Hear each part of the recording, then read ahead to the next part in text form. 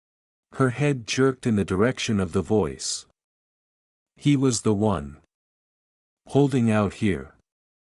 Sun waved and grinned broadly at Naruto. Don't know where you came from, but glad you came when you did. You cleaned house. If you have some spare time after, say we get a drink or something. The least we owe you for saving our butts. Naruto tilted his head and grinned foxily, saying, might hold you to that. Doesn't sound bad right about now. That being said, there is a lot to sort out. Have quite a lot to do. Ruby winced and saw him grimace as his eyes fell upon her. He was there because of her, he knew. He'd worked it out. However, she had no idea how. Or the reason. Her eyes were usually described as unique. How did she know that she could call forth a figure from one of her favorite fairy tales with her eyes? It was not hard to clean up the last of the creatures known as Grimm. They were not difficult to find. He was able to search through each and every one of them because of Kurama's senses. He was referring to each and every Grimm. Where it was didn't matter. He was able to locate it. But he was particularly interested in one that was obscured by darkness in the distant. If he hadn't been preoccupied with his problems or aiding this city, he would have looked into it. For these animals were fascinating. Beings with pure negative feelings. Where did they come from? From where did they originate? And why, regardless of how he killed them, did they turn to dust? Naruto flicked a kunai through a wolf and then combed his hair through his spiked locks, saying, my planetary Rasengan was overkill if that wyvern was gonna disperse no matter what I did to it. Wonder if that girl is okay. She suddenly passed out when I focused my attention on her when I was looking for clues as to why I was here. Kind of reminds me of what happened to Hinata all those times when she tried talking to me early before she gained some courage. After sensing the presence of other growls, Naruto rolled his eyes and summoned another kunai to confront him. Just keep coming, don't ya? Got some strength and numbers. Time to take out the. A man with a large scythe stood between the wolves, and with a single motion, the wolves were cut in half. With a scythe on his shoulder, back turned away from him. It was almost like he was posing in style. Still, that was a good introduction. It was impressive, even if he watched the entire entrance and gave it to the man. He rated it as good as 4 stars. Sheathing his weapon was a wonderful touch, and standing between the beast corpses was a beautiful touch. As he sheathed his weapon on his back, did it change into a great sword? 5 stars. That sword was what he desired. Naruto quietly concluded, trash. Neat. He did not let his excitement at witnessing such a great weapon ruin the meeting. Didn't want to swoon over the sword and let the tiny kid's leash get inside of him. Since he wasn't quite as big of a weapon nerd as Ten, he would ask to inspect it afterward. However, when they were younger and in the academy, they did bond over it. All he liked was gaudy jutsu. Naruto's wandering gaze and thoughts were abruptly interrupted by the man's rough voice, "Hey, kid." As crimson eyes looked into his. "Appreciate what you've done here, but I've noticed something. And I've got some questions for you if you don't mind me asking." Naruto shrugged, looking around with a scowl at the devastation but detecting his clones, while the other huntsman, as they were called, was dealing the remaining Grimm and had picked up the white fan. "Nah, don't really mind all that much. Gathering intel while I'm clearing out these bizarre creatures.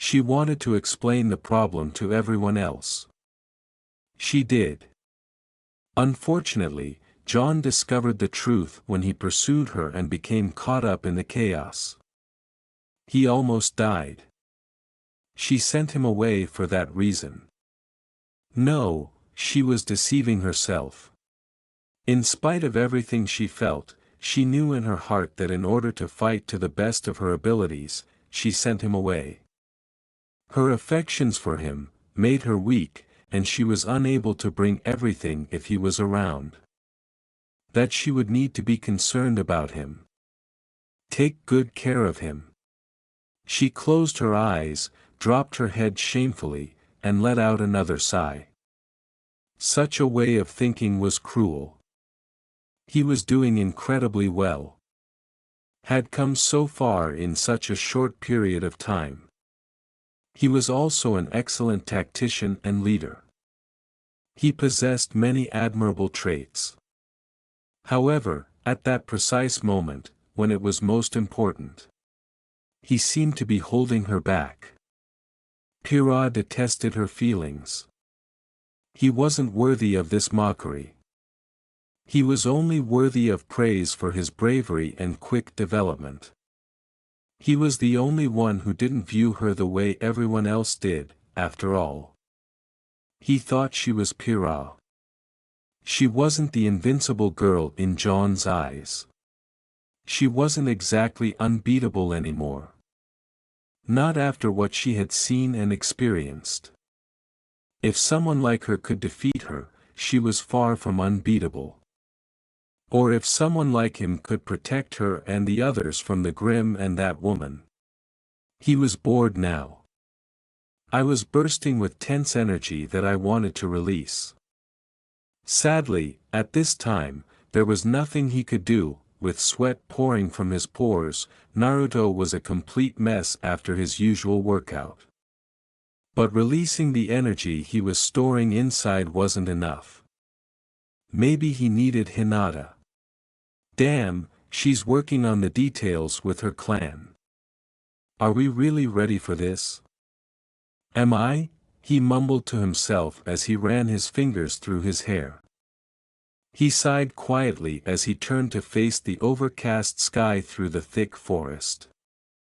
Despite his happiness at finally having someone who wanted to be with him, he was embracing that emotion. Did he find Hinata attractive? He wasn't totally sure. She had that feeling when she nearly risked her life to protect him. He had never had such a visceral reaction. Then followed the episode in which Tonari kidnapped Hinata. However, this sensation remained, one he was unable to fully identify. Was she in his sights? He had long believed Sakura was the one, but when she became so obsessed with Sasuke, he had given up on her. He began looking elsewhere. Seeing other people recognizing that he had been deprived of the other's attractiveness. How could he have overlooked Ino's incredible bustiness and body? Damn it, now that she and Sai were together. Temari's clothing highlighted her hips. That Shikamaru and her were now together makes sense. Or Tenten with her lovely, adaptable body. Oh, what was he thinking about then? This was not helping him at all. It was just exacerbating his anxiety and concerns. Later, he would have to figure this out on his own. Unfortunately, a cold shower would not do. He really wanted to see what Hinata was like, but he was restricted to their play as per her instructions. She wanted to wait till the right moment.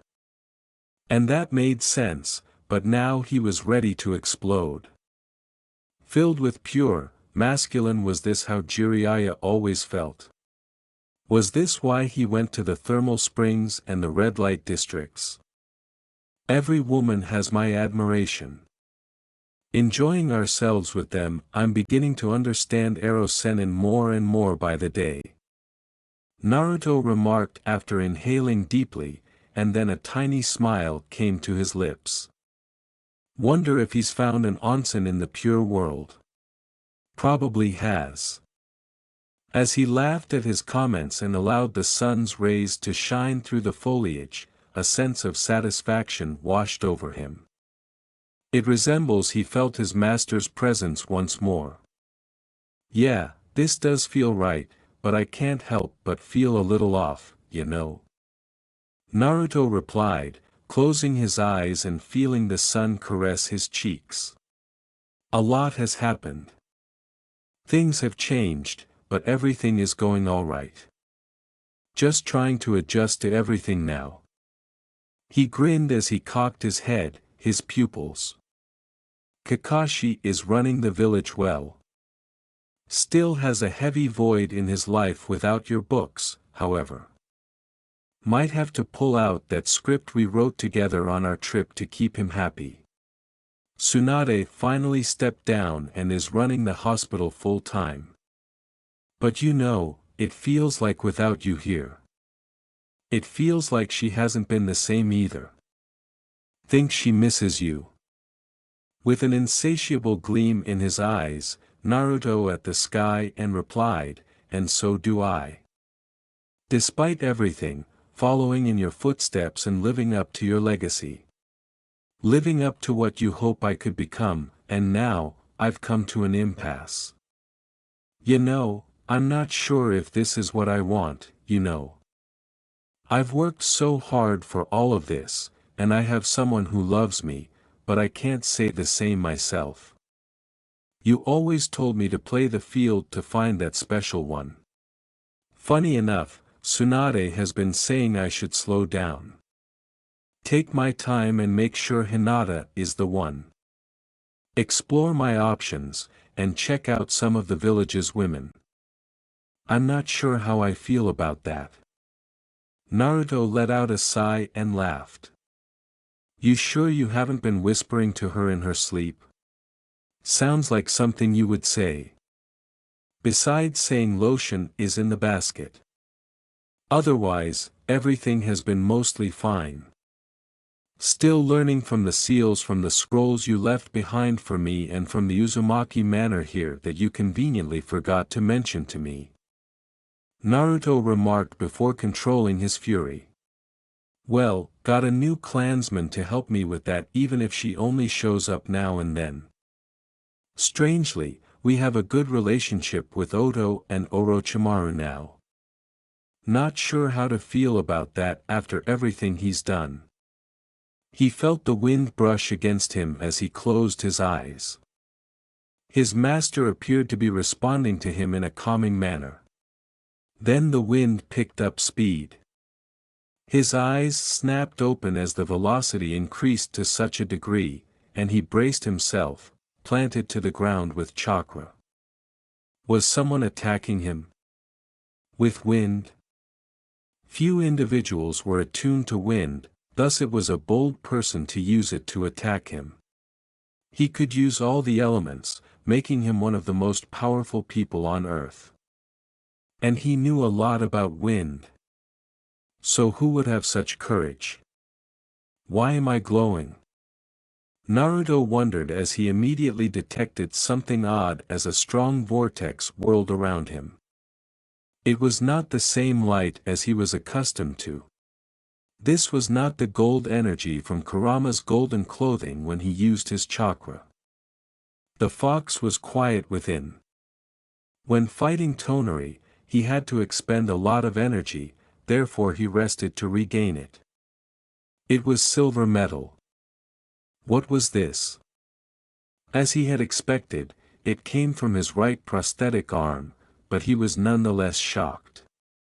The brand was gleaming brilliantly beneath the wrapper. Was Hagoromo trying to reach him once more? Was Sasuke responding the same way? Should he go to his friend to see what was happening? Was there another Otsutsuki for them to contend with? Even though he knew the strength was steadily increasing and that it hadn't been charged since his last use, it nonetheless surged like this once again. And maybe he ought to sit down and meditate.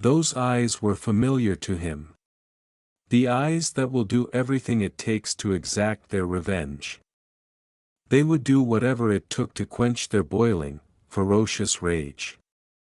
And burn everything that stood in her way. Naruto knew that she was most likely the cause of the fire in this city. Something in his soul told him that. This was not something he was going to let her get away with. But first, he wouldn't give her the privilege of apprehending her victim. If his whole array was indeed returned to him.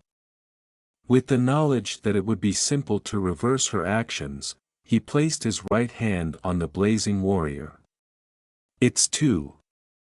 He heard the girl exclaim, while golden flakes shone on her skin. Nothing was going to save her now. This was what she was meant to do. She gasped as something pulsed through her. A strange radiance she had never experienced before.